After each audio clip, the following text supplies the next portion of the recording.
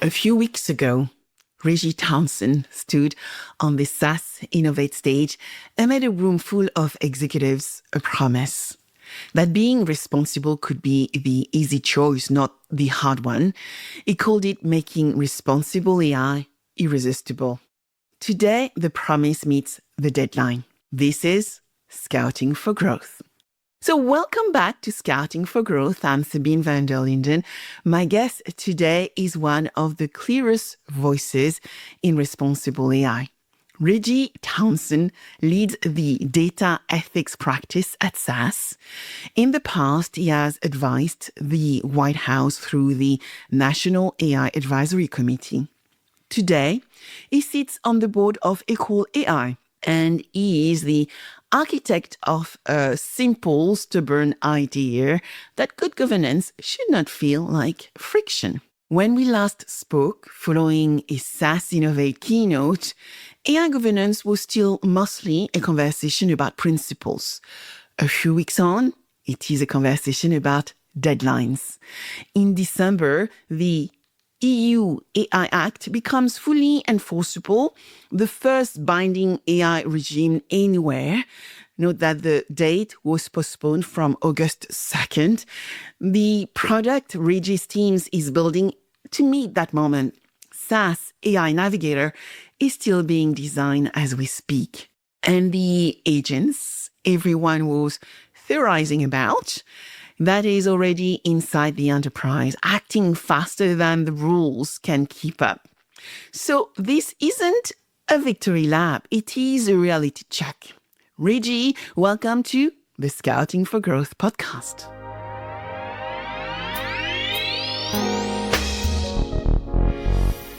Hi, Reggie. Thank you very much for joining me today. Thank you for having me. I'm happy to be here. This is a lovely space. It is, right? Yeah, I'm digging it.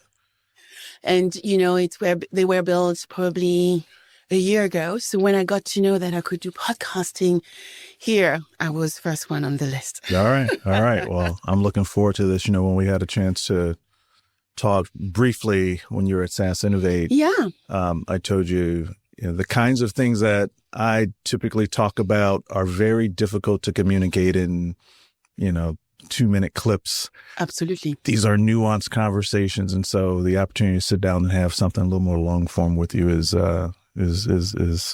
definitely what I was looking forward to.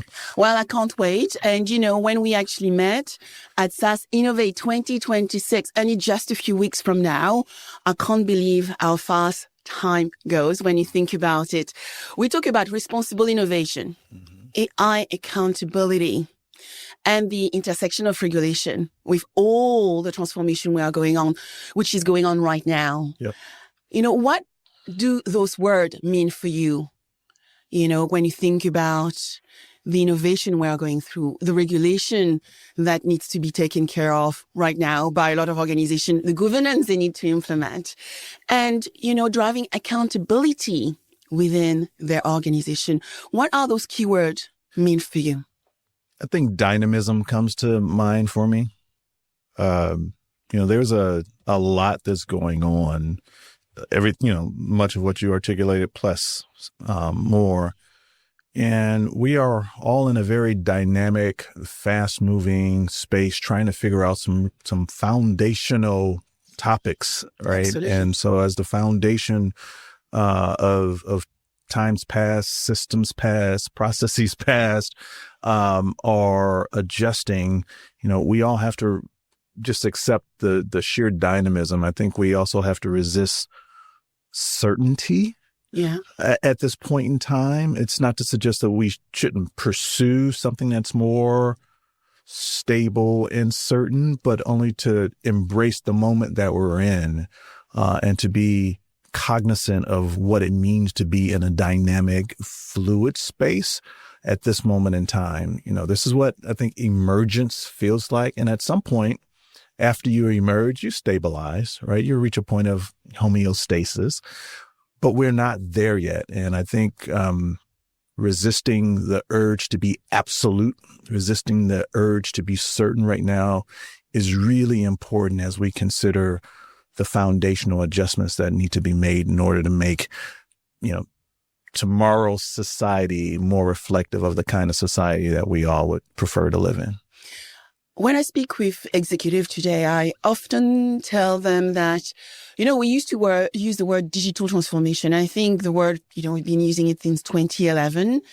Today, we are going through a frontier transformation. So they need to cross the frontier to become different organization, enabling their people to be comfortable with the new technology which are brought to them, but also build an environment which is a little bit like the second industrial revolution where electricity was put underneath the ground, right? We are doing this now with AI, right? We are going through an AI revolution, and we need to actually create the pipe to make that AI possible in the right way. So when we think about responsible AI in 2026, what does it mean for you, Reggie?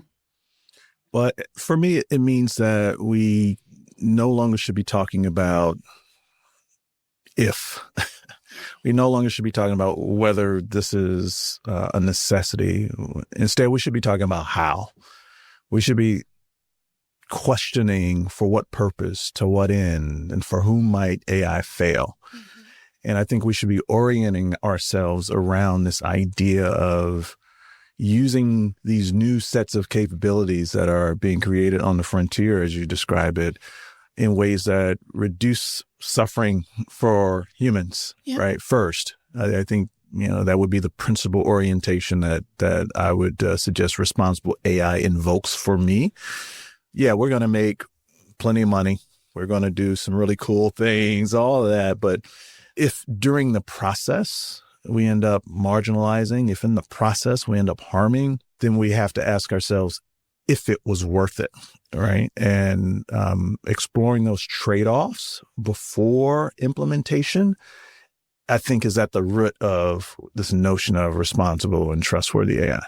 So first, thank you for inviting me at SaaS Innovate 2020. So it was my first SaaS Innovate, and I was actually really impressed. I will use the word impressed as to how you care for your attendees, your customers, the amazing people I've met there, actually also going to dinner with some of your clients. So thank you for the gift. And, 3,000 people attending SaaS Innovate 2026. And when you went on stage, you highlighted a few things which stays with me. You said governance has to be the path of least resistance. You want to make being responsible irresistible. And we even had a little bit of a clip for social media, which, has gone crazy. So when we look at this, now we are here together, diving into that statement a little bit deeper. Has Irresistible survive contact following when we met a few weeks ago? I think so. Now, I'll admit, I'm a poet, okay? So I'm taking a little poetic license here. And so being responsible, irresistible is as much of an aspiration as it is really an instruction to my team. When we sat down to conceive what, eventually became SaaS AI Navigator, which I assume you'll want to talk about at some point, what I wanted them to pursue was not just the process of creating a technology, if that makes sense. Well, I did not want them to just create yet another tool for people to have to adapt to. Rather, we wanted to approach this idea of lowering the barriers for responsibility. Like oftentimes the idea of governance, or we'll call it responsibility, comes at the tail end of something that has been created. Mm-hmm. And understandably, it then becomes a roadblock. It becomes a necessary next thing to do that no one really wants to do. But I said, what if we could turn that on its head? And what if we could inspire people such that they want to be a part of being responsible. Don't even call it responsible. Just call it part of the work to be done. And so what that idea did was sparked design questions that were different. What it did was sparked questions about whether we actually needed a certain level of detail that we thought we needed. And it just kind of forced us to think differently about this notion of effectively a governance product, right? And everything from the aesthetic, right? I tell them, it's got to be beautiful. People are drawn to beauty. It's got to be convenient. It's got to be intuitive. And I think they did a really good job at accomplishing those goals. Now, again, at the end of the day, we're still talking about technology. We're still talking about the need to check a few boxes. But if we can lower some of the barriers that exist, I don't think that people are, intentionally not being responsible, right? I don't think that people want to break laws and hurt people by and large, right? But when we make it inconvenient versus the things that they need to do, everybody's got a ton already. We make it inconvenient to govern, be responsible, comply, then they're going to take the path of least resistance. And so I just wanted to lower some of those barriers. Do you see an environment where people are still resisting governance and they feel that, it is difficult for it to be irresistible? Oh, of course. Yeah, because look, our product is not the only product that exists in this space. And I'm sure that others who pursue these spaces are attempting to do something that is as intuitive and beautiful and everything like I just described. But at the end of the day, this is not just a technology matter, right? This is a process matter. This is a people matter. So this goes back to those three questions: for what purpose, to what end, for whom might it fail? Like those have to undergird that, what I refer to those three questions as ethical inquiry. They have to undergird really all of the technology and process and so on. And so there's got to be a will is really what I'm describing. There's got to be a will to pursue governance in a way that is, of course, necessary, but we've got to be able to distribute that will beyond, say, the compliance team. So you just said it. Technology at the end of the day is an enabler. And when we look at the transformation we are going through right now, it's about people and culture. So during your keynote as well, you argued that AI governance is about preserving human culture within organizations, not taking the regulation or compliance box, right? And we see that happen often in large enterprises because there's so much to get done. That governance is actually a system for scaling judgment. And I think judgment is very important so that we can preserve that culture. So why does that framing change how an organization should approach it? So if we want people to take things like ethics and responsibility seriously, we have to be able to speak to them in terms that matter to them, right? We can't browbeat them because that has extremely limited impact, right? We can't just appeal to their better angels. And quite frankly, we can't just appeal to the pursuit of profit either. And I think that's a bit of a misnomer. But I think global appeal becomes really important. And one of the things I mentioned during that keynote was this notion of culture. And that's because it's something that all of us really can identify with. Like we're all a part of culture. It's what gives us a sense of identity, gives us a sense of belonging. And that's also true not just at the macro kind of country level. It's true inside of organizations as well. Because organizations thrive, the best organizations anyway, thrive on connectedness and cohesion. Now ask yourself what happens when employees rarely come to the office, as an example, or if training is recorded and on demand. And at the same time, we're outsourcing chunks of our cognition. Maintaining that connectedness becomes extremely difficult in that setting. It gets really, really hard. And that's why I say governance really is about scaling our judgment. It's very difficult to do that when there's disconnection. right? When there's a lack of cohesion.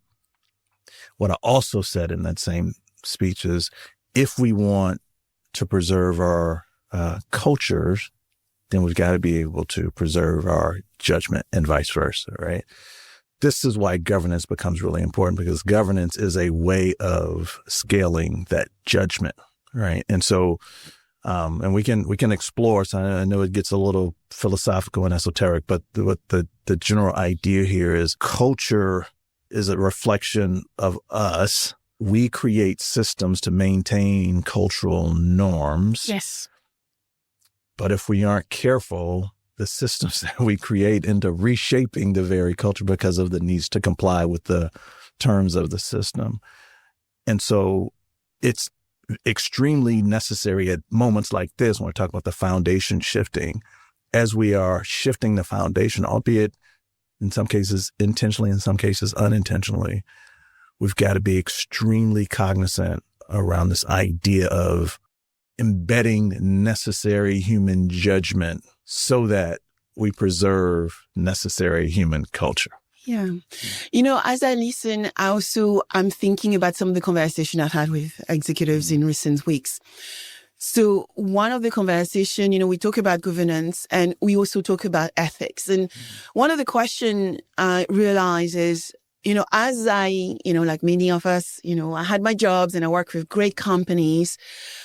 Ethics in some ways are imposed on us by corporation. And I'm going to try to explain where I'm going. So, you have rules and way of behaving, things you can do, things you cannot do, right? Which are considered as ethical within organization.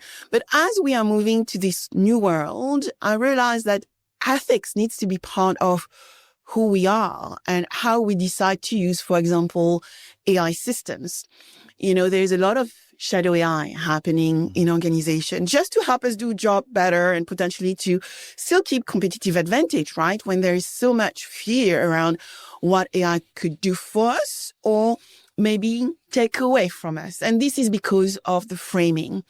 But I realize ethics really sit into how we've been educated, into culture and what we believe right or wrong is. Reason I'm saying this is just 2 days ago, one of the big insurance companies put an article out around AI fraud. And now people would go onto the internet on Facebook and actually see whether you have put a picture of your car with the registration number. They are going to take that picture and then actually put a fraudulent claims. And so you think, okay, is that ethical? I share my great car because, some people love sharing their great belongings, but actually I've created a problem for myself. Somebody is going to take that picture and somebody is going to create an accident and damage to that vehicle and then put the claims forward. So what I'm trying to say here is when you think about governance, ethics, when you think about the way things are being built around us and then culture, what does an AI system stop reflecting when you think about a value and start producing if they are producing new ones? It's a great question and even better dilemma that you just posed, because what you just touched on is kind of the layers of ethics. Right. So we started with this idea of corporations having policies effectively and how the values of the corporation are embedded in the work ethic of that organization. No two organizations are the same. And so those ethics may change, but those ethics then are subject to a larger ethic that is more of a country level. Yeah. Right. And those ethics get embedded in country level policy that we call law. Yes. Right? One supersedes the other in most nations, right?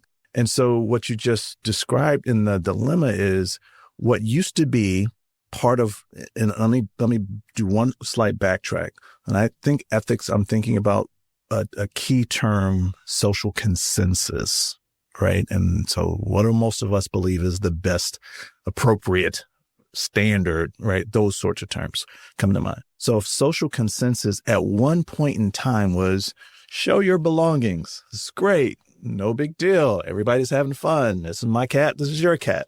But now all of a sudden, new technology comes along that makes prior social consensus a vulnerability, which is what you just described. So now all of a sudden, we've got a fraud scenario in this present day. Now, guess what? We can't go back and reclaim all of the car pics that we put up, right? They're there, and now people are taking full advantage. Now, in the case of the layered ethical approach, they are still breaking the law. That's why we call it fraud, right? Now, the next step is enforcement. How do we deal with that, right? Another step is things like figuring out ways to remediate before it occurs, if that makes sense, or to mitigate is probably the better way to describe that. So to keep that from occurring. So now that puts more onus on the technology providers to say, wait a second, I see you taking a picture of a registration. We don't allow registration pics, right? We're dealing with some of that with some of the latest model releases, Fable coming out this week. Yes. If you start asking your biology questions, they're going to flag it, right? Because now that guardrail is up because of the present moment that we're living in. And so when I go all the way back to where we started this conversation about the dynamism and the fluidity, this is what I'm describing, right? There's a lot of foundational pieces that are changing right now, right underneath our feet. And we have to accept this space. I think we also have to, because I can hear someone thinking, well, just regulate it, right? It's easy to say, it's a lot tougher to do at this pace of change. And so we just have to accept that there are some things that we're not going to be able to just stop. Doesn't mean that we shouldn't try to mitigate the harms associated with them. But I do think a prudent approach is to allow us to reach some point closer to homeostasis than we are right now. So I'm doing some work around AI trust deficit right now. And one stat, or actually a couple of stats I just saw last night, which I would like to flag to you is Gen Zs, 55% of Gen Zs think that altering a picture is okay. Millennial, I think, is around 29%. So it's about value, right? Again, we are going to believe, right? So in the industry I serve, insurance, right? You pay your premium and you're expecting, as you paid your premium, so that is psyche, that if something happened, you will be reimbursed for what happened. And I think when I think about Gen Zs and millennial, this 55% and 29 said, okay, well, I damaged my phone and it's a small crack. Well, let's just make the crack a little bit bigger, right? Altering the picture so that I can get a new phone, right? This is potential psyche, but I paid my premium. So therefore it should be okay. And so what you find is that misalignment between what is rules in society and how I would say an industry works and what is done. So a number which came about is 46% of companies have an AI trust deficit right now, leaving half of their AI potential on the table. What does that trust deficit actually look like inside a company, Reggie? So in anticipation of that question, I wrote something down here, and I'm literally going to read it to you, if that's okay, as this came out of our data and AI impact report. So nearly, as you said, nearly 46% of organizations sit in this so-called trust dilemma. And I just want to describe it for folks who may not quite understand what we mean by that. So they're either underusing reliable systems because the confidence is too low, or they're over-relying on unproven systems because confidence is too high. And so what the study really got into was this notion of effectively a chatbot experience and how that feels much more trusting than it should be, right? The technology that undergirds it is highly probable, save for a couple of guardrails and that sort of thing that you put up. But the heart of it, a neural network, is a probabilistic system. And so one should question whether or not we should put, how much trust we should put in that. I think this is trust on range as opposed to trust as a binary. And so that makes that sort of technology, that sort of system, acceptable in certain scenarios, less acceptable in other scenarios. So, for instance, if you need to do something that is, say, health related, financial services related, which is more of your space, then you want to generally have something that's more deterministic. Like when you open up your bank account app, you don't want, you probably have 1,000 euros. Like you need to know for sure. And that's probably a poor example, but you get my point, right? Some things you need to be deterministic about. So day to day in organizations, it looks like two scenes. So scene one is fraud. A fire fraud team has a validated, well-governed model, and analysts quietly route around it because nobody helped them to trust it. Scene two would be someone pastes generative AI output straight into a board deck because the tool sounded confident. So this is kind of the overconfidence ratio inside of these generative systems.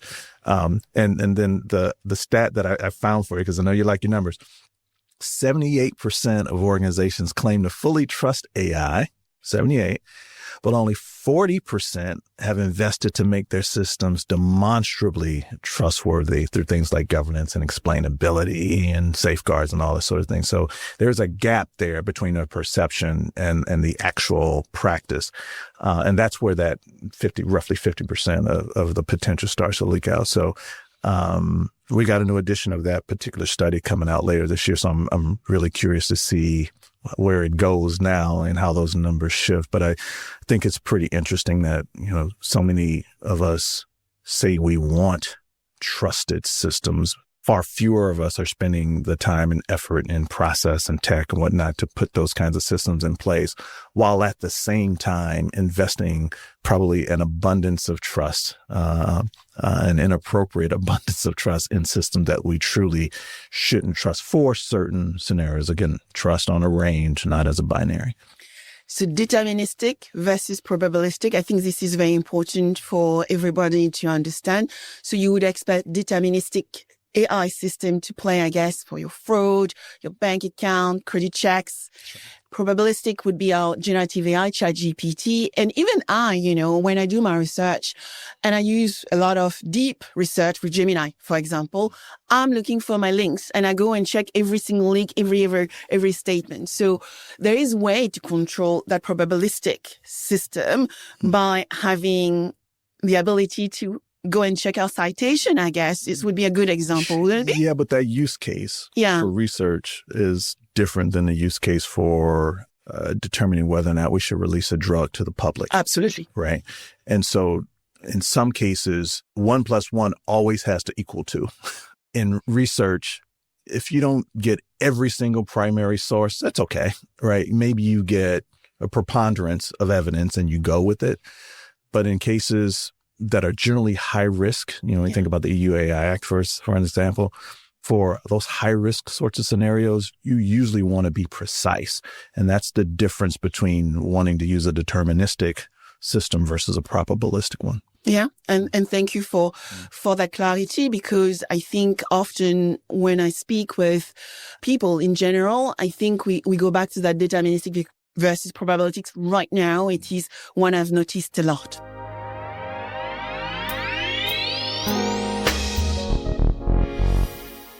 Your sharpest architectural point was that company govern at the wrong unit. They track and deploy red teams models when they should be governing use cases. And I remember we talked about use cases versus models versus frameworks when we met at SaaS Innovate. So why does that order of operation change everything about how governance actually works?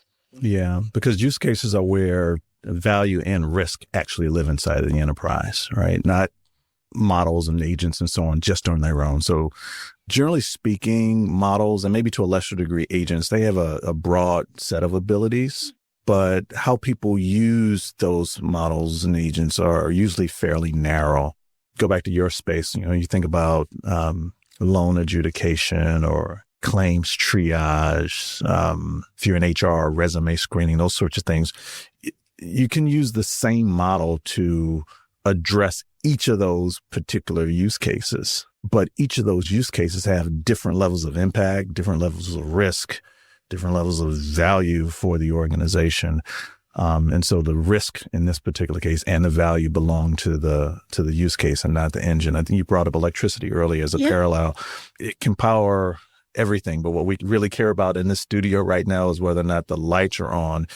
If we were engineers for the local power company, we would probably care about the big transformers and that sort of thing. And so the electricity itself has different impacts, different risk, depending on where you are in that value chain, if you will. And so that's all we're trying to get at with this notion architecturally, which is if we focus on use case, we put people in a better position to deal with the things that they care about. If we go back to our making responsible irresistible, people care less about, you look at all the benchmarks associated with the models and whatnot. People care less about that at the point of impact, right? It's cool for people who are in the model building business, but it's got to be translated down to the use case for you and I. And so that's really what we're attempting to architect around. So now when you think about the CEOs of companies, right? When a CEO tells you, you have got governance handled. We audit all our models, Reggie. What do you say back to that? I say, show me your work. I would say, first, auditing models is necessary, but it's insufficient for all the reasons that I just described to you before. And I would also say, show me where you believe harms are showing up as well as value is showing up inside of the enterprise. But at the end of the day, it starts with things like just the inventory. Just start with the inventory. And then from there, we can ripple out into some of those other conversations. Well, I guess that takes us into AI Navigator. And I had the great opportunity to test the platform with your team. And now we just talk about... Honestly, what'd you think? I loved it. I mean, it's beautiful. Well, just tell me that. Right. I mean, as somebody who come from a process background, right? I did a lot of process transformation. I could actually very much visualize, what you do. I mean, now you have Fable Cloud that you can upload into it. And actually, I can see organization being able to test what is coming up out of the work they are doing, being able to flag things which might not be, within the governance and ethics of an organization. And so, when you start seeing, how those AI use cases, then we can look at the framework, we can look at the models, the agency, maybe the policies, what are you learning? I mean, how are you learning to build it, where it is now? Because I know the team is working as well with the customer to make sure it's meeting the customer experience requirements and how they can become better at making sure that the organization is safe. Yeah. It's an ongoing journey. I think, go back to my earlier comment about certainty. Certainty creates a measure of stability, but it also, creates stagnation, right? You can't separate the two. So there's some things that we have to be certain about in the product. What makes the product minimally viable has to be certain for us. And so we're marching toward that. We can't be certain that we have captured everything, and therefore we have to have all the conversations that you just described. We also have to ship, right? And we have to honor the commitments that we've made at the point of shipment, while at the same time continuing to innovate. Now, that's not new to us in our product development cycle, but that is the current journey. And why that becomes important is that we want to make sure that it continues to reflect present and future needs of our customers as best we can. So I hope we get that right. Yeah. And you also said that the biggest risk is under regulation as part of that frame. A tool's so complex, no one use it, right? We want people to be able to love it. It has to be irresistible. How are you designing Navigator so it is, really embedded in everything people do every day? It just become maybe like we open the newspaper, right? Every morning, the things we actually check in first things when we walk into the office. Yeah, well, so I'm clear, engagement is not the goal here with this product. Exercising good judgment is. And so the way I like to use it is I want to go in. And so one of the things that I told the team when we were first starting was I need to know how, quote unquote, how we're doing, right? Boss always walks in the room and says, okay, guys, how we're doing, right? I want to answer that question first thing, right? And so if you look at the upper left corner of the homepage for Navigator, it says, how are we doing, right? And it gives kind of frown face, smiley face, that sort of thing. So they keep it cute. But if it's a smiling face and I've got nothing to do, shut it down and go and do something else. You know, it's not there for me to, well, now I have a certain persona, kind of an executive persona. But if you have an operator persona, you may need to go and dig, right? Okay, I see smiley face, but I also see we have a couple of tasks. And so let me dig into the workflow. Let me see, if this model is still, within range and all those sorts of things. But I want to spend 5 minutes or less. And that, I think, should give, hopefully, some measure of comfort to people who are enrolled similar to mine, who are not looking for yet another window to have to go and explore and spend time with. We have to recognize, and this goes back to my irresistible comment, we have to recognize that there's already enough on plates today. We don't want to add to that. In fact, we want to find ways to take from that so people free up time. And our hope is that by us doing some of this background work of not just inventorying the use case, but showing if that use case is tied to certain models or certain agents, making sure that that use case is compliant with a certain set of policies within the organization, making sure that it's compliant with, EU AI Act or, what's going on in New York or Colorado, what have you, and have an ability to connect to your financial systems to tell you how many tokens you use. Like, we should be able to just know that at a glance and then make a decision about it. Yeah, absolutely. Right? As opposed to spending, the next 4 hours playing around with something that's SaaS built. So that engagement is not the goal, right? And extracting good value, exercising good judgment, those are the goals. And so, interesting enough, right? I'm thinking about our compliance or governance officers. I mean, do you see the role changing from compliance officer to governance officers, actually, Reggie? Because now I see a lot of chief AI officers. When I look at every organization I work with, there are chief AI officers everywhere. Yeah, everybody just got a promotion. Just extended their careers. I don't know. Maybe. I think it comes back to the type of enterprise. We have, say, compliance, that reports up through me. Will they continue to be compliance? No. Personally, I didn't favor the term. So let's recompose this. But in that recomposition, now we expanded breadth for the team to think about the standards and regulations that deal with compliance, but also to think about it from a risk intelligence perspective, which is a much more, if you will, maybe this is more of an American term, but putting us on our front foot as opposed to, reacting on our back foot all the time. I think nobody wants to see the compliance person walk through the door, right? But maybe people are much more interested in the person who can give them some intelligence around the vulnerabilities that they have vis-a-vis risk. But that's probably more of a philosophical organizational question.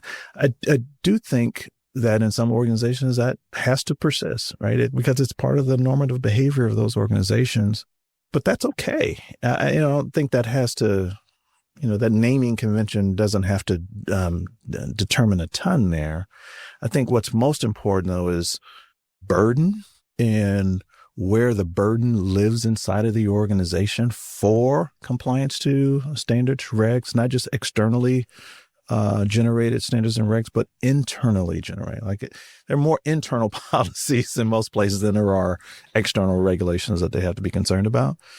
And so that burden, in my view, organizationally shouldn't live just on one person's shoulders, one team's shoulders. That should be a distributed burden. But that necessarily means that as we distribute some of that burden, that we don't create additional hurdles. Right. And that's the more difficult thing to do. It requires us to think about standards and regs from at the point of design, when we're thinking about process, when we're thinking about technology.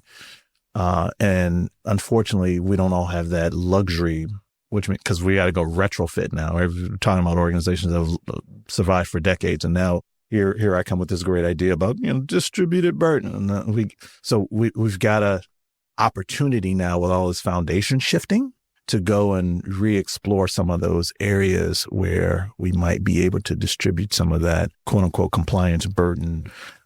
But I think that window is going to close. Mm-hmm. And so now is the opportune time to take advantage. It's interesting. I think I want to unpack this because 5 years ago, I was doing a lot of work around sustainability. And if you remember, sustainability was pretty much a checkbox exercise. You had somebody doing sustainability and they had to report back.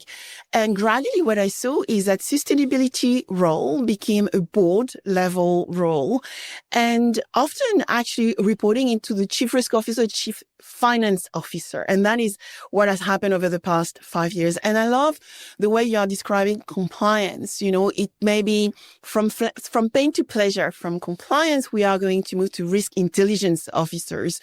And so from burden to pleasure, I mean, what could that be? I don't know how to ever quite get to pleasurable, but... think about that role again, moving back to, becoming a board level, not a tick box exercise, right? A real board role, valued, accountability, responsibility, because what I see with artificial intelligence is actually the role is moving to the chief finance officer from a risk and proof point, investment viewpoint. The CFO is the one having to do a lot of work he or she didn't have to do in the past. So I'm thinking about Monday morning, right? Making responsible, irresistible for our Chief Risk Intelligence Officer arriving in the office on Monday morning. What should that look like? Well, I'd like to say they should just open up Navigator and it does the work for them. I don't know that the measures and the metrics and that sort of thing necessarily adjust for these individuals. But I do want to go back to this notion of the distributed burden. I think what Monday morning should look like is less pressure to provoke people to do what is in their best interest. And I think a lot of when I have conversations with folks like that, they have a tough time understanding because they see their role as one of helping to protect the organization. They have a tough time understanding why others don't share that same commitment of protection. And I don't think that it's that people don't want to protect the organization any more than the compliance person does. But I go back to they've got 17,000 things to do already. You're adding one more, and it's not quite clear what value it adds vis-a-vis the goals and objectives that they've already been provided. I don't know that a compliance officer is ever going to win that fight. Therefore, if you embed the needs of compliance just into a natural workflow, it now becomes part of achieving the objectives that person has been delegated to perform. And so hopefully the idea of distribution can really resonate here. And I get it. Not every organization is structured, has the leaders with the political and moral authority to pull it off. I get that. But I think that has to be the aspiration, because when you centralize this notion of compliance and governance and safety and so on, it becomes the job of an individual eventually, right? But it has to be a collective action. Yes. And I think that's where I would want to leave that answer is do all we can in pursuit of collective action. So we have a shared responsibility because we're all going to have a shared reward and a shared risk, right? So why not share the responsibility as well?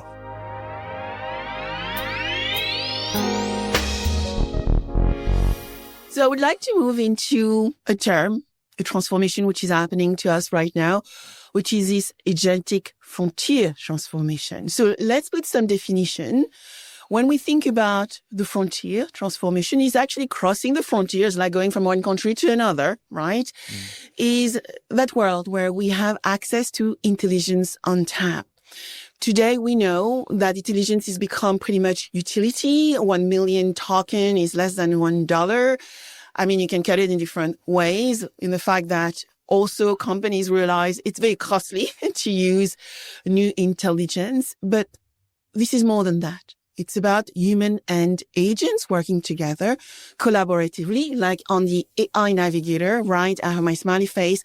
I have my agent working in the background. I'm getting insight as to whether they are doing a good job or whether I need to actually be, providing some warnings because there's a bit of hallucination happening here and there. But it is also about each one of us taking accountability, responsibility for the agents we are working with. So becoming managers. And I often say to interns now, which are coming and knocking on my door, you as an intern, you want to probably what we used to do in the past, do some research and go and find the reports. No, companies do not need you to find reports. They can find the reports themselves using agents.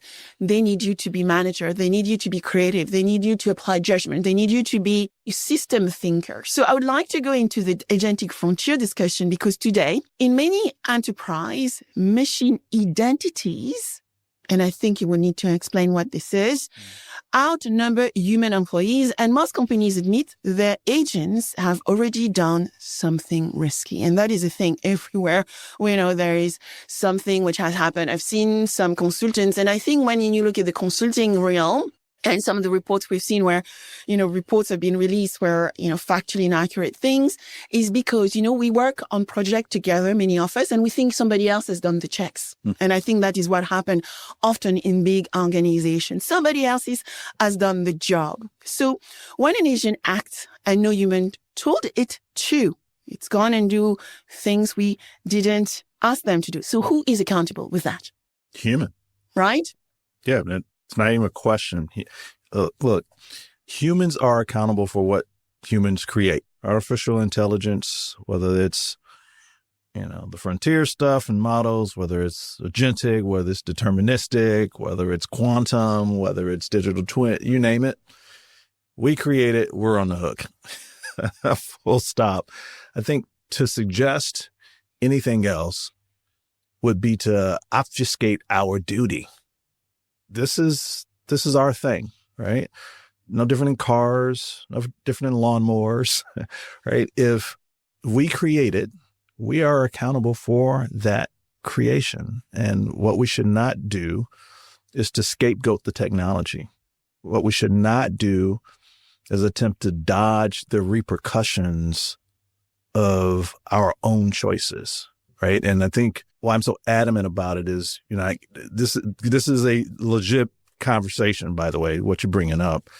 But where it goes is, legal identity for AI and whether it should have personhood and all that sort of stuff. No, stop. They're not human, period.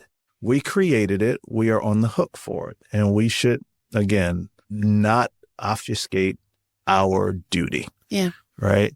Importantly, if we go down that path, we effectively strip ourselves of our own agency. And that's a path toward handing the designers of current AI far more power than they already have, and certainly more power than they deserve. Yeah. I don't want that. I don't know about you, but I'm not here for that. So I think we have to kind of seize the moment and stop people in their tracks when they start down that path. All right. An agent is acting with human instructions. It is. We have created this probabilistic technology. It's doing what it does.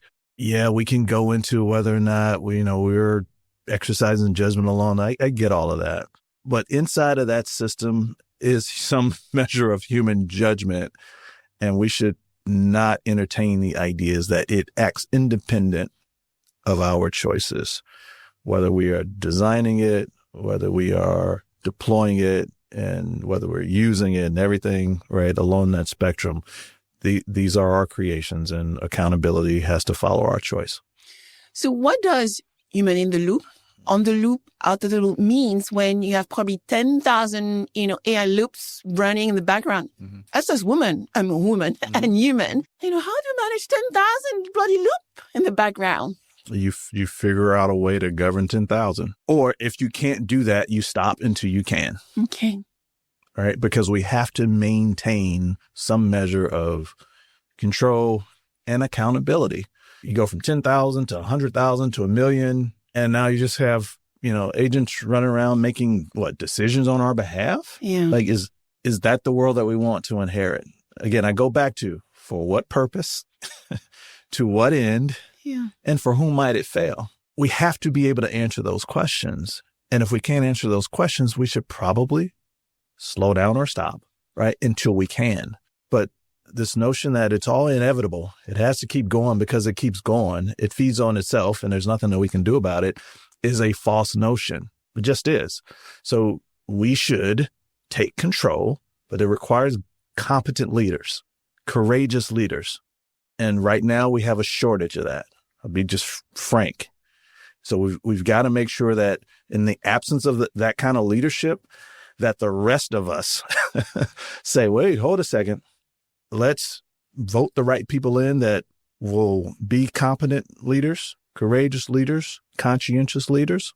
Let's not help continue funding the operations of people who don't reflect those kinds of values, right? Like, this is a collective action we talked about earlier. This is a collective action matter, and none of us have the luxury of sitting on the sideline right now, right? So one of the reasons that I go out and I speak as I do, travel the world as I do, talking to people as I do, like, hopefully this gets platformed, is because AI literacy is probably one of the greatest necessities around the globe right now. I go back to your electricity example. I often draw the parallel there. Most of us aren't engineers. Most of us don't know the nuances of power generation. But I'd be pretty comfortable in saying the overwhelming majority of us know how to plug something into a wall and get what we need out of it. Yeah. Right? That requires a foundational level of knowledge, right? If you will, a common sense, right? Yeah. And so we need to get to a common sense when it comes to the topic of AI. Not everyone will become a data scientist. Not everyone will become an AI researcher. But we all need a common sense around some of these things. Why? Because the common sense helps to inform some of the choices that we want to have in our lives. Common sense around electricity helps you understand the value of refrigeration, helps you understand the value of lighting. We need more of us understanding some of the common problems, the foundational problems that lead to conversations around data center build out, that lead to conversations around mental health consequences from, extensive chatbot interaction, that lead to conversations around governance and fraud. Like, we're having a sophisticated conversation, but I'm talking about bringing it way down. This is a data literacy conversation as much as it is an AI literacy conversation, but we need that common sense. And this is a global phenomena. And I suggest it not because I'm of the opinion that people need to use AI. Quite the opposite.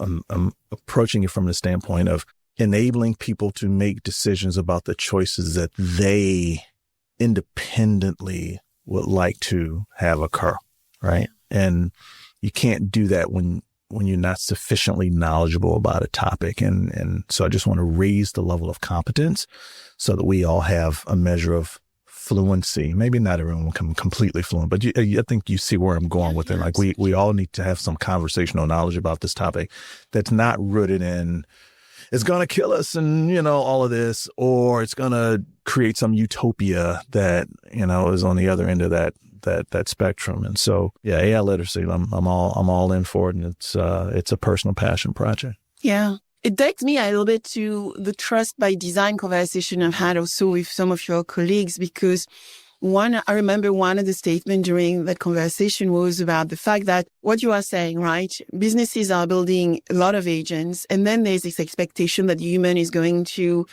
monitor and actually manage those agents, but no human is able to manage 10,000 agents, right? And it's where I guess having some level of ability to govern, evaluate, and actually understand what is that right human agent ratio is going to be more and more important. In some roles, it might be, I don't know, maybe 50 agents per human, but for some roles, it might be 3 agents or maybe 1 agent, partly when you start looking at highly complex commercial line claims where you're human, the empathy, the judgment is so important.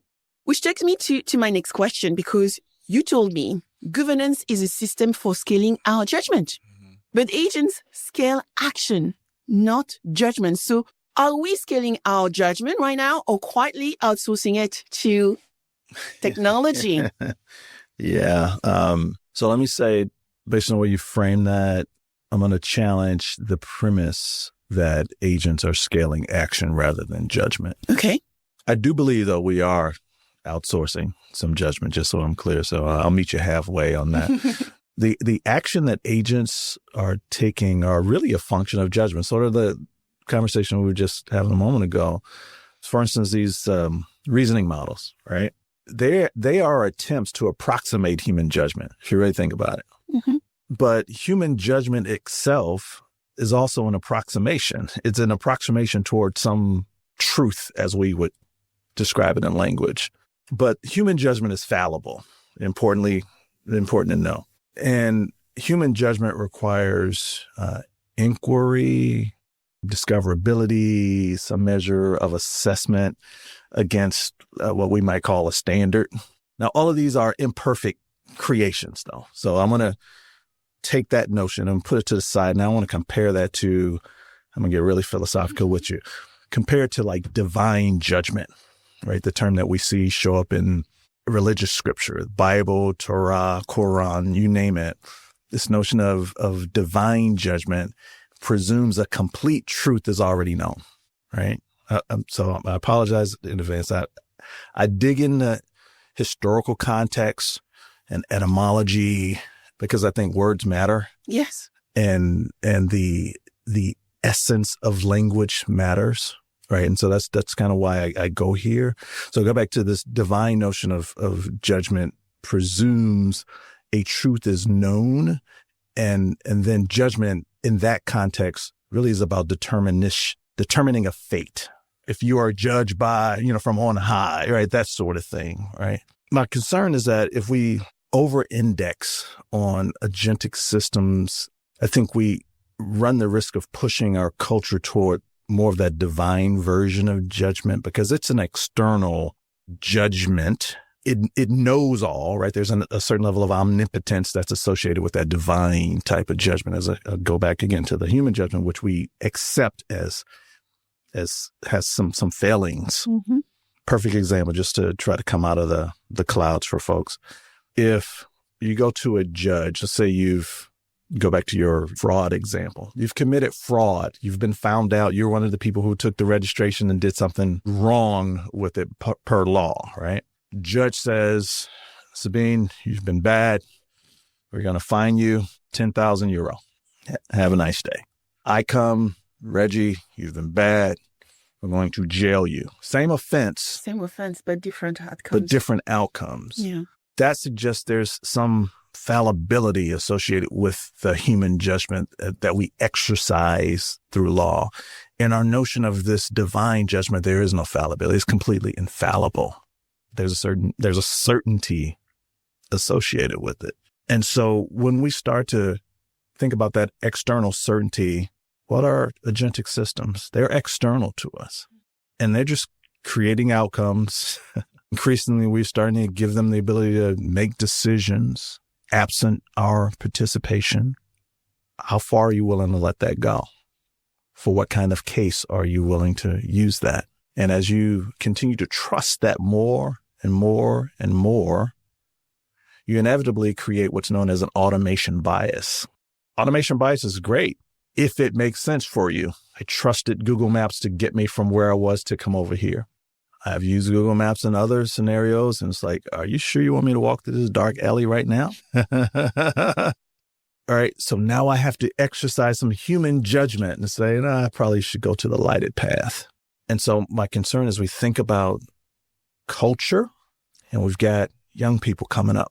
And if they are going to be inheriting these capabilities, we need to also embed in them the ability to think critically about these kinds of topics, which goes back to my AI literacy. Yeah. Because if we don't, they're going to lack the ability to know that they shouldn't walk through that dark alley. And as the foundation is shifting and people are, doing new things because of capabilities like your fraud example, someone's in that dark alley waiting on them, right? And so, it gets a lot deeper than just right. Some of the words that we use. I think again the essence of the language matters here, and what we're truly trying to accomplish matters here. We've got to preserve human judgment if we want to preserve human culture. I completely understand that. And going back into judgment and the example you just used around younger people, being comfortable, for example, to acquire knowledge through, a lot of social media platform, which, a lot of misinformation, disinformation, which we've seen even in, finance, in insurance, having impact on mental health, on environmental risk, because of misinformation actually preventing people to actually apply personal judgment on things. And so it's important to go back to basic, not being lazy, to actually look at different sources of information, making sure that we know that something has been validated by authoritative, for example, sources, rather than just taking off information from, social media platform as an example. That's what I'm going to date myself. Back in the day, we would just call that research. Yeah. It was basic. You have your primary sources, you have your secondary sources, and so on. And you want to make sure that you're, comparing them against one another. But increasingly, that skill set is being lost because of the success of creating accurate systems that we believe are reliable. And again, that generally makes sense if you are doing a research paper for middle school. That makes a lot less sense if you are doing research for a prescription drug, right? Just different scenarios. So again, I don't want to poo-poo the use of AI, but I do think it's important that we understand the proper use cases for AI and that we treat them with the level of rigor that they deserve. Yeah. I mean, even I think in recent, weeks and months and, because I use social media platform as a communication educational environment, and I trust that they can actually provide education as long as the ethical human put valid information out there. Some of the content is so realistic. And so, you have platform now like X having those notes. And sometimes I look at the notes, it's like, oh my God, this is so realistic. And you need actually that validation and that double checking to actually make sure that what you see is accurate now more and more so than we have ever needed in the past. Yeah. Yeah. People should recognize that this is a first for human history, right? So this is a fascinating time to be alive. For the first time in human history, we have either the privilege or the curse, however you want to look at it, of not quite knowing if we should believe what we're hearing and seeing. Yeah. And we should pause on that. Again, I go back to the dynamism. We should pause on that point and question whether that's the world that we want to live in going forward, what that means to us as a species.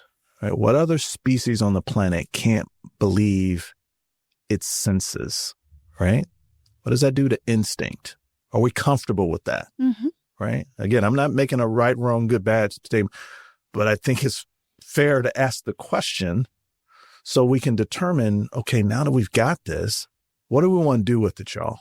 We should probably put some guardrails up in certain cases, right? So you look at what the EU is doing with the AI Act, the transparency rules, Article 50 stuff. They're basically saying, look, if you're going to create synthetic data, part of the transparency requirement is let people know. If you're going to have this synthetic data interfacing with the public, let people know that it's synthetically generated. To me, that seems like a good idea when you especially think about it in the context of, I don't know, things like wars and whether or not missiles are falling out of the sky for real, or if it's just some animation.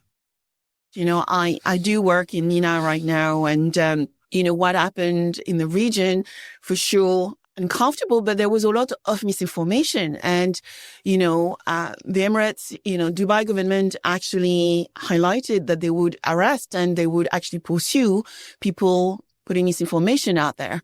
But, because of AI, it's easier to actually create fear. Let's go into the 2nd of August, right? Mm-hmm. We have a few weeks when we look at Europe, with the EU AI Act becoming fully enforceable, the first binding comprehensive AI regime that anywhere would have seen. And so we have a hard deadline here in Europe. And so what does that mean, when we look at our goal post and, the things we need to consider and do to be prepared as enterprises? Yeah. So let's update the audience. So the August date is still a real date in terms of beginning enforcement, but they push back the high risk obligation to December of 2027. Okay. And that's just for the high risk stuff. But like this Article 50 stuff that we were just talking about around synthetic, they move that to December of this year, if I'm not mistaken. I had to go back and verify that for your audience.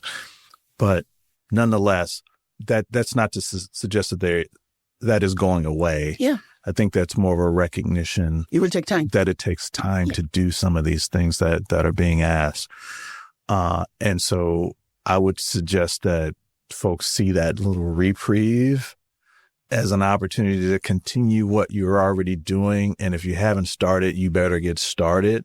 As long as you are either a business inside of Europe, in the EU, let me be really specific, or you're a business who wants to do business in the EU, right? This isn't going away. And so we should do all that we can to ready ourselves for that.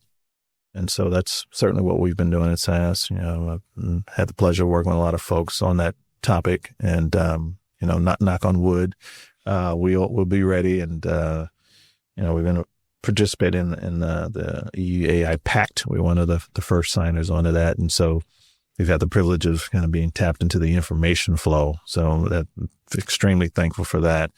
But by and large, I understand the detractors' points of view, but I also understand the advocates' point of view. And if you force me to place a bet, I would say I'm going to lean in the direction of the advocates on this particular topic, simply because it is an attempt to go back to those first set of questions: for what purpose, to what end, for whom might it fail?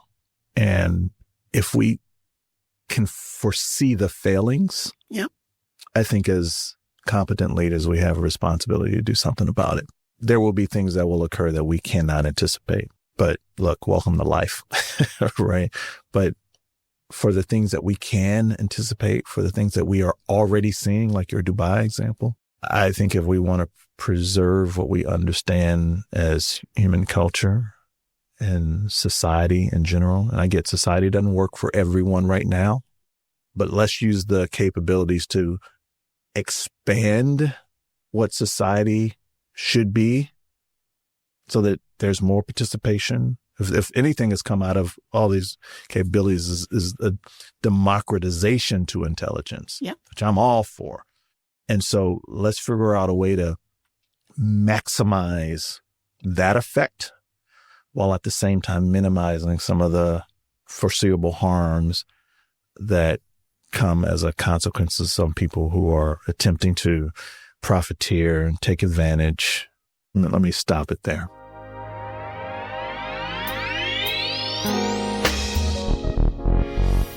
I mean, you talked about the fact that we talk about the EU AI Act, which is about European Union, and the UK often follow on, right? They actually tend to actually agree that those laws need to apply as well in the UK. But when we think about other countries, right, what about international markets, companies, maybe in the United States, maybe in Asia? What does that EU Act mean for them? Well, again, if you want to do business in the EU, right? I mean, it's a pretty significant economy. And so if you want to do business in the EU, then you're going to have to comply with the laws of the EU. Just like you want to do business in the United States, you have to comply with the laws of the United States. They say trust travels through the supply chain. And so if you sell to, buy from, or you have the need to process data in Europe, then you're going to have to comply with these rules. I mean, I don't know what else to tell you. There's a telling data point, though, that I think is pretty interesting on this particular topic. When you look at the global surveys, right now they show that the EU is trusted more than the US and China, kind of the AI powerhouses, if you will, when it comes to regulating AI effectively. And that's the important word, effectively. Effectively, yeah. And that means that I think the EU's framework then becomes a reference point for customers and partners and so on who are looking at effective AI governance. Whether you like regulation or not, if you are a fan of effective governance, right now the survey suggests that the EU is doing it best out of the other economic blocs. Yeah. It's good to hear. Yeah. So now let's go back through to those tensions, because when we met, you actually described three different tensions that every enterprise are going to face, but actually need to pay attention to: moral alignment, operational efficiency, and financial value capture. Yeah. Which one, let's explain what they are, and which one should organization focus on first? Should they focus on any one first, you think, Reggie? So let me define them for your audience. So moral is aligning AI to the organization's beliefs and values, just broadly speaking. The operational is using AI for efficiency without losing clarity and consistency. And then the financial was capturing value without taking on unmanageable risk. So I'm sure your insurance audience will identify with that. So I tend to work with sizable enterprises rather than, say, startups. So they don't have the luxury of seeing those tensions in sequence. Like, they exist, right? They've been around for a long time. They're layered. They are oftentimes integrated, but I think they present more of an optimization problem than a sequential problem. And I think the best that we can do for now is think about it that way. So rather than me trying to situate it, first, second, third for you, I think trying to get the best out of each of those tension points and maximizing what an organization can do best for now is the way I would go with that response, as opposed to attempting to suggest that one comes before the other. The other thing too is industries are different, organizations are different, and based on kind of where you are in the scope of the industry, where you are in the scope of kind of global geographies and all those sorts of things, really have an effect on how much you need to lean into or against those tension points. Yeah, absolutely. Now I want to get into the fact that you advise amazing people around the world, and you also advise the White House on AI policy, and you have done that for many years. Mm-hmm. You're also now building an enterprise governance product. So what are boards of directors today still not doing that they really need to get done? I would say 24 months, but you may say, Sabine, 24 months is really too far. 24 months is a long time in AI years, I tell you what. So just for clarity for your audience, I'm not in the position of advising the White House any longer. Okay. All right. Just get that point out. Jeez. I think from a board standpoint, let me put it this way. A lot of boards can be stagnant, and that's not necessarily a bad thing. When you think about significant enterprises, what you can't do is overreact to every movement. What you shouldn't do is overinvest in, certain areas. That's how organizations maintain stability. You have to understand where your advantage is. You have to pursue new advantage and all that sort of thing. But at the board level, the notion of, when I use this stagnant, I might call it conservative, like that's a prevalent trait, and understandably so. Mm-hmm. Let me just start there. I do, however, think, as I spoke to a few of them years ago when we were just kind of getting started with the practice at SAS, and they were stagnant to a fault. I had one director ask me, he said, we've seen cyber, we've seen crypto, we've seen telco, we've seen it. Like, I mean, he was a long time guy, right? What makes this any different? Yeah. I said, dude, this is there. I think this is worth a reaction. I don't think it's worth, at the time, I don't think it's worth an overreaction, but I do think this requires a different level of investigation than what you're offering it. I think organizationally, you should probably start to dedicate a few resources. You should probably find out where it's already living inside of your company and maybe, aggregate those resources. And so that was an example of one conversation, but that was replicated. I think if we fast forward to now, Sabine, you see the exact opposite, which is an overreaction in the form of investment, which is generated by the fear of missing out at this point. Some of the smarter organizations called on early and said, okay, let's figure out what works for us and pursue that. But those who are catching up now are just signing checks because, somebody gave a proposal that said AI. That's very reminiscent of when you could make $1 billion because you could spell internet, right? People were just... KYC. Yeah, people were just throwing money, right? There's a stat that says 3 in 4 boards have approved major AI investments, but fewer than half of them have actually set governance expectations, right? And fewer than half have made AI risk a standing agenda item, right? Because boards are function by agenda, right? You meet quarterly or whatever it is. But so the agenda guides a lot of the work. Only about 26% of boards discuss AI at every meeting. And among organizations reporting strong returns from AI, roughly 63% are putting it on the agenda versus 13% who are reporting weak returns. So let me say that cleaner for you. Those who are making it an agenda item and talking about it are seeing greater returns from their investment than those who aren't making it an agenda item. However, many of them are investing. So think about throwing money at a problem, not asking how it's going, right? And so you've got a pretty sizable chunk of boards that are doing that right now. And so that's problematic for them. And so I would hope that for those who are listening to your program, that they are not in that gap, but I fear that many of them probably are if those percentages stand up. I mean, the design of the organization has not changed, right? We are still org chart when we need to move to what we call work chart, right? Mm-hmm. We are working on projects and we are delivering against those projects. Well, we are moving to an execution world. And so, the MIT reports around 95% of AI project fails. And we have seen the BCGs that 80% of AI project fails. In insurance, we know that numbers will be between 20 to 30% if it's not more. And so what we're actually seeing and what I hear when I talk to executives is, well, Sabine, we have invested 80%, said we're invested in AI.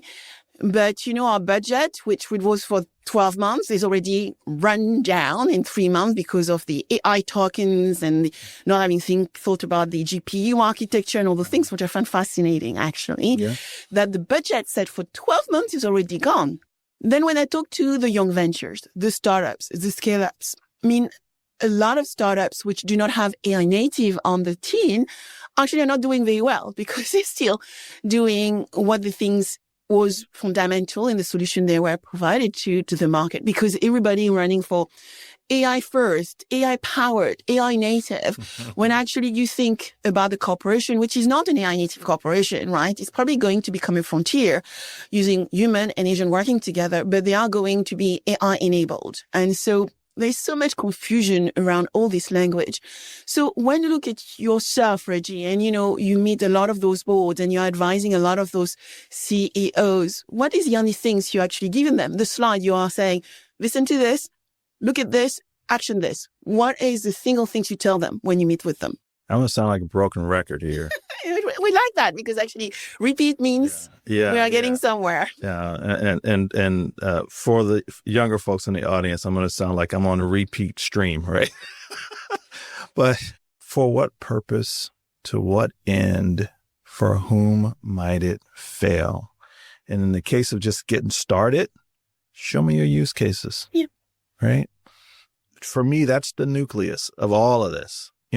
This notion of we want to be AI enabled, AI powered. If you buy the argument that some have that AI is general purpose technology, it's just a normal technology, like we've been using electricity as the parallel throughout this conversation, computers, tablets. Can you imagine saying we're a tablet first company, right? AI is a tool, like a tablet is a tool. We're a computer enabled company. People would say, shut up, that's stupid. Understand that it's a tool to be used in pursuit of fill in your blank, right? And then think about the use cases necessary to help you fill that blank. The order of operations in terms of business success hasn't changed, right? Just the tooling is changing. And so, I think people like to attach AI to the things that they're doing because they think they sound cool. And maybe they do, right? Maybe they do attract a few more eyeballs these days. But to me, it sounds like the same. If everyone is using the same model, what differentiates your business? Absolutely. And that reminds me of a conversation I've had with some of the executive I work with in Australia. And we laugh a little bit about it, but hopefully, bear with me, is going back to Drucker, right? We were talking about AI strategy when actually we are still doing business strategy. And so I always wonder, whether because we have those trends and, we have those keywords, and I do make the mistake every so often to actually get the point, talking about AI strategy, which is actually about business strategy. We just happen to have an AI enabling component, is why I quite like the word frontier, because it avoids talking about AI and really looking at operating model design, how this intelligence is going to flow through that new operating model and how the business is going to be redesigned or maybe re-architected. Some of the processes may not look the same, but still serving a customer, right? A paying customer. Right. Yeah. Look, the accounting equation, despite all the agentic and quantum and synthetic and all, the accounting equation has not changed. It's still going to be profit equals revenue minus expenses. Yeah. Right. And so I don't care what you do, the goal of the business is to make money to sustain the business. Right. So we take it all the way back to the foundation, figure out how you work toward that equation. Well, let's talk to the CFO now, because when you think about governance, it's not compliance. It's about driving growth. It's a growth driver. So for the CFOs out there listening to this conversation, how does governing well actually unlock value for them? Not just reducing risk or taking cost out of the operation. Yeah, that's a good question. You mentioned the current dynamic of the impact of tokens and tokenization, the token economy, you name it. From a CFO perspective, what that feels like is variable cost, right? So in any business, you've got fixed costs, you've got variable costs. And any CFO will tell you they want to lean as heavily into fixed costs as they possibly can because they need to, as best they can, want to understand the cost structure of the business. So now you can build around that and understand what the revenue is required, right? What revenue is required. Well, when you have variable costs, you don't quite know where it's coming from. You don't know when it's going to hit and which quarter, what week, and you present yourself with a cash flow issue. And cash flow is king in a lot of businesses, particularly you talked about your startups and scale-ups. Like cash is king. I need the ability to make payroll. I need the ability to cover the needs of infrastructure and all those. Like that's the world of accounting and finance. And so the argument with respect to AI governance, I presume what you're asking is, we want to help lock down those variable costs as best we can. And we want to contribute to the fixed cost as best we can. And so if you really start to double click into that, I think there are kind of two terms that I'll lean on. One is a financial term, the other is more qualitative. The first is cycle time, right? Because cycle time contributes to cash flow. So if you go back to my use case, so if you can understand all the use cases that have a direct impact on your variable cost structure and your fixed cost structure for that matter, you can prioritize the use cases using AI that are more contributory to either. Yeah. You can conversely deprioritize those that might have larger variable costs. So let me try to make this more precise. If you've got engineering effort, you want to say you're developing a new product, and you know that engineering effort is something that's going to require a lot of code generation, and you've got inefficient models, you've got young developers who are still coming up. Is that a project worth prioritizing given your current cash position? How do you answer that question today, right? You don't effectively. So one of the things we try to talk about with navigators, put yourself in a position to be able to answer that. So we can, through code generation, you can simulate, the number of tokens that will be required. Then we can put it in our stack of use cases and say, is that worth it today versus 3 months from now? Yeah. Right. So that's a cycle time conversation. The other is more the qualitative, which is trust. When we talk about, so that was the risk reduction as I just described it. The trust is more of the put yourself on the front foot conversation with the finance team, which is to say the same governance mechanism avoids the reputational harm associated with damages that are a consequence of AI being used in areas for which you had no visibility.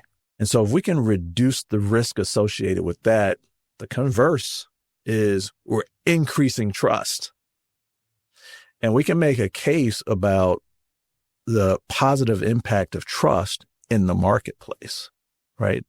Now, you may not be able to draw a direct line from trusted customer to, dollar in Q3 or euro in Q4, but I think we can attribute value to a customer who trusts, right? And so, we can also impute value to those who are prospects who we want to, convert into customers and that sort of thing. So I think the right conversation with the financial part of the house is one around cycle time, cash flow, trust, and AI governance then becomes the enabler for those kinds of dialogues.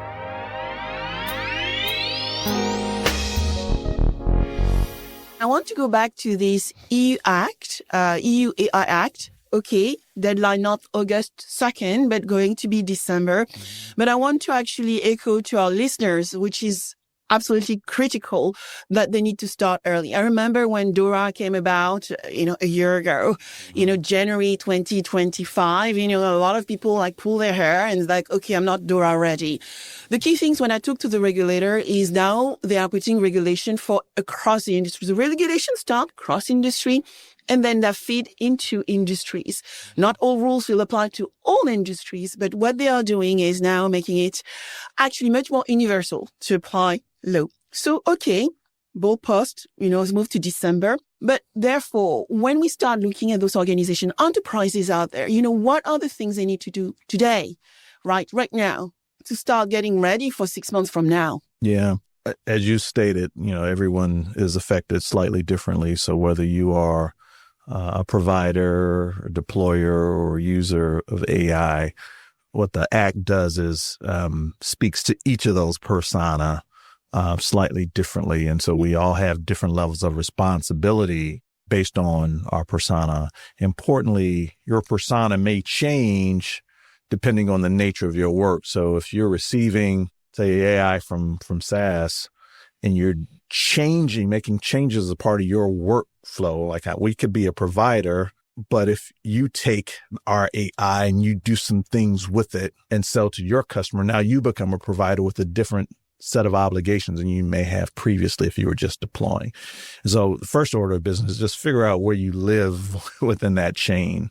The second order of business, of course, is to understand what the commitments are associated with that. Is it, impact assessments, conformity assessments? Is it going to have a ripple effect on some of your measurement systems? Do you need to think about some things differently organizationally, workflow-wise, and those sorts of things? So I think most organizations, hopefully, are pursuing their interests in that regard already. So I'm probably not telling them anything new. I don't like to be alarmist about any of this, right? This is an externally imposed regulation, not unlike DORA or GDPR or any of the others, right? And obviously, Europe is very special, certainly special to SAS. I haven't done business here for 46 years, so, we'll continue to do what we can to oblige the laws. Of course, we will attempt to guide where appropriate as well.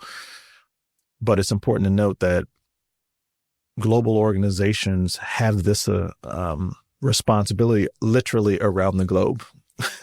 So, when I go to Japan next month, I'll be talking to the Japanese about their regulation and the things that they're thinking about. When I go to Australia, yet the same conversation. So what's important from my view is to the degree that we can have it, some measure of consistency, which is why I've always been a fan of, if not a global standard, certainly a global understanding, which is when I was doing some of the White House work, part of the effort was to help build that network, that infrastructure, so that we can eventually get to that kind of framing, that has diminished a touch, but it hasn't gone away. So I'm hopeful that we'll, come back around and, that the United States will be a more fervent contributor to that conversation. But I think what would serve business as well, and certainly, we've been around as SAS for 50 years and we do business around the globe. Yes. Yeah, thank you.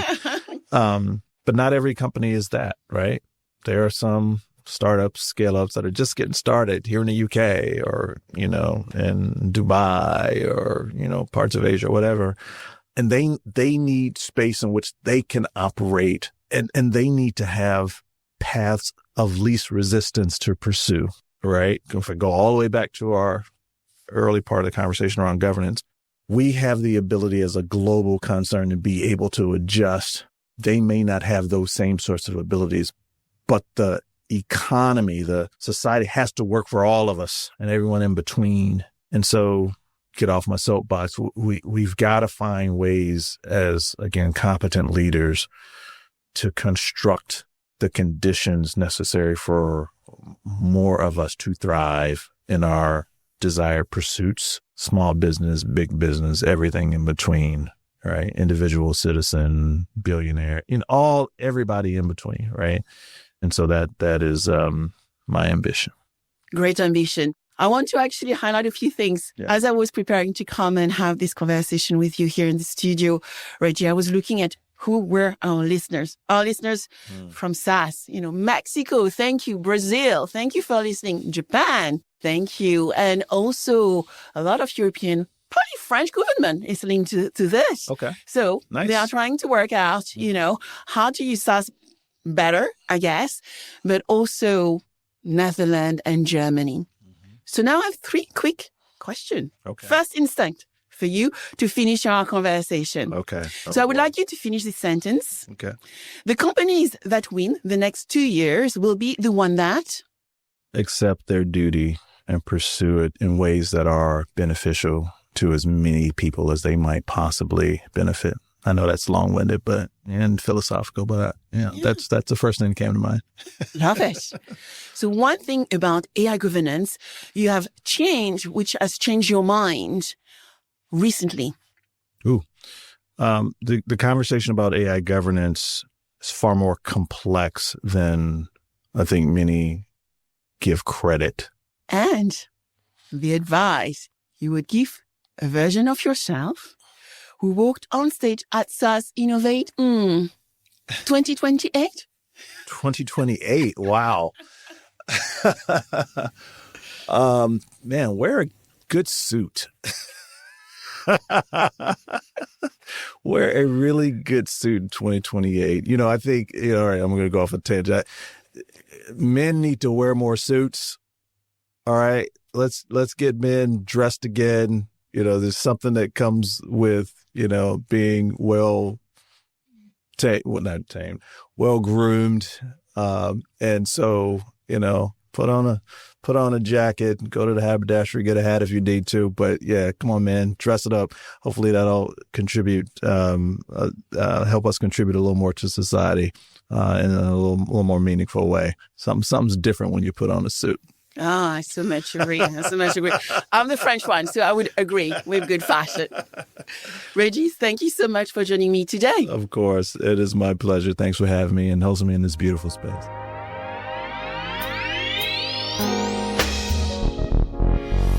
Reggie, thank you. Every time we talk, I leave with the same conviction, stated more clearly, that trust isn't the price of innovation, it is the engine of it. If there is one thing to carry out of this conversation, it is this. Governance isn't the brake. Done well, it is the thing that lets you move faster with your eyes open. You can follow Reggie's work at SAS and on LinkedIn, where he's one of the most thoughtful people writing on responsible AI today. And if this gave you a single idea worth acting on before December, don't keep it to yourself. Send it to the person who needs it the most. Someone on your board, your risk team, your founders. That is how an idea becomes a decision. That is Reggie Townsend. Trust isn't the cost of moving fast. It is what makes moving fast safe. I'm Sabine VanderLinden. Keep scouting and looking forward to seeing you on the next show.